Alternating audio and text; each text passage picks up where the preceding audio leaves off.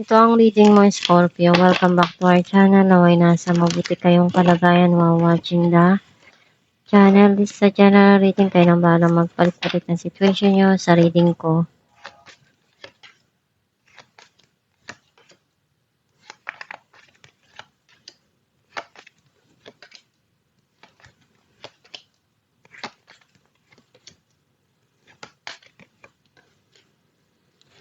At the bottom of the deck, 3 of Wands.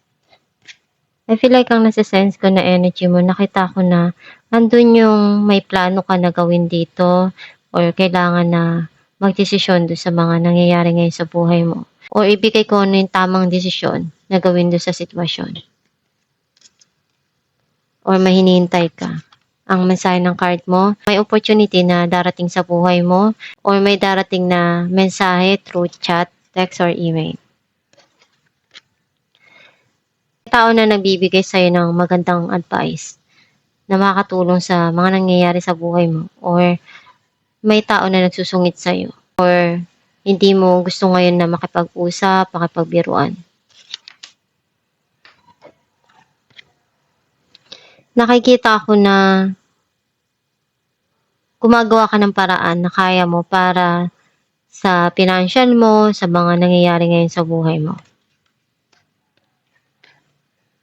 Meron ditong darating na gustong-gusto mo or mayroon kang hinihiling.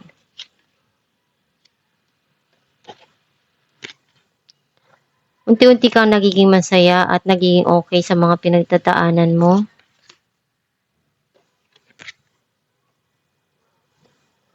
May ikagrab ka dito na opportunity or may sisimulan ka na bagong passion. Either sa relasyon, nagiging maganda yung pakikitungo sa isa't isa. Or may sinisimulan ka dito na bagong project na para sa'yo, mapaglilibangan mo. You're thinking about to invest. Kung ano yung gagawin mo para kumita, mapalago yung pera mo. Or iniisip mo na maglaan ng panahon, oras dun sa taong mahal mo. Clarify natin ang 8 of Wands.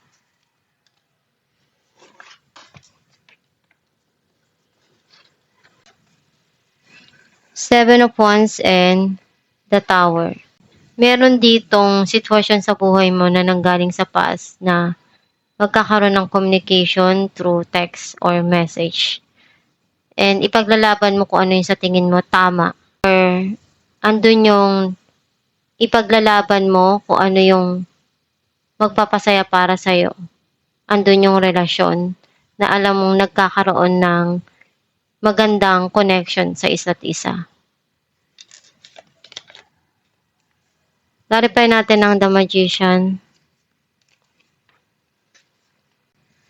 the Tower, and Temperance.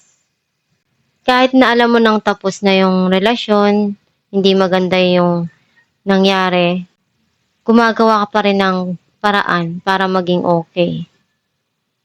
And andun yung haba ng pasensya mo eh. Alam mo, umaasa ka pa rin na maging maayos lahat. Clarify natin the Sun.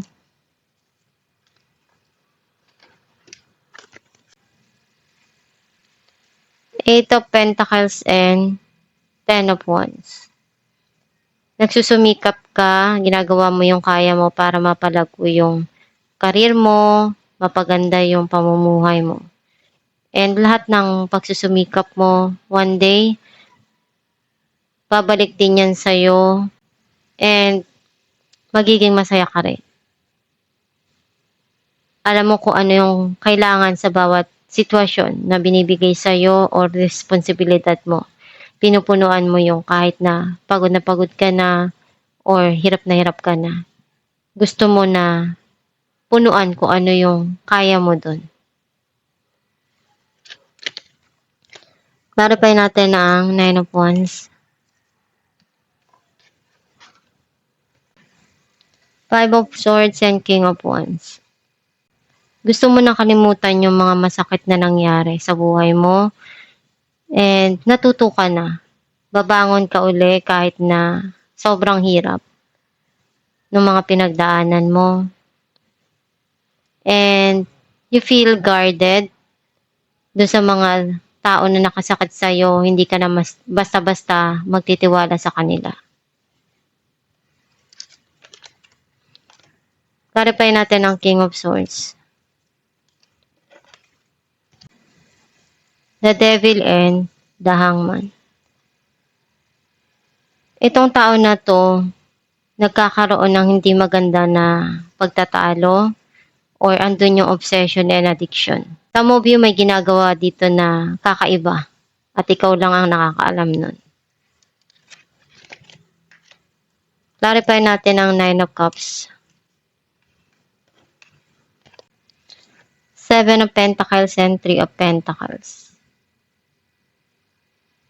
Kung ano yung mga pagsusumikap na ginawa mo, someday, ibibigay din sa'yo yan ng universe. And meron ka ditong aayusin, gagawin, either sa pera or sa loob ng tahanan. Clarify natin ng Ace of Wands,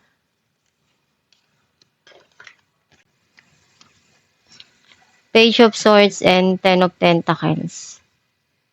You are removing some people in your life. May mga bagong idea dito na makakatulong para sa'yo dun sa mga opportunity na binibigay sa'yo. And andun yung abundance and masaya ka dahil nagiging maganda yung flow nung financial, nung mga dumarating sa buhay mo. Clarify natin ang Queen of Pentacles,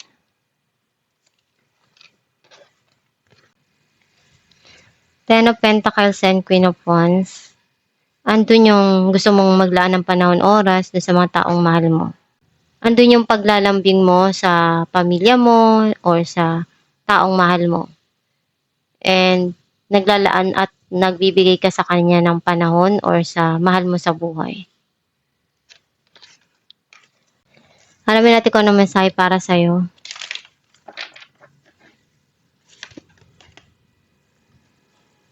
The universe has big plans for me and it's time to claim them. Ang mensahe para sa'yo na kung ano yung plano ni universe para sa'yo, ayan na. Napakalaki ng ibibigay niya para sa'yo. And i-attract mo yung maganda, yung mga positibo, samahan ng pagdarasal, pagsusumika para makuha mo yung tagumpay na gusto mo. And kung ano yung gusto mo mangyari sa buhay mo, darating din yung panahon na makukuha mo din yung tagumpay na gusto mo. Basta ibigay mo lang yung kaya mo sa mga dumarating sa buhay mo. At itong yung reading, Scorpio, kung naka-resonate ka, kindly comment down below. Thank you for watching.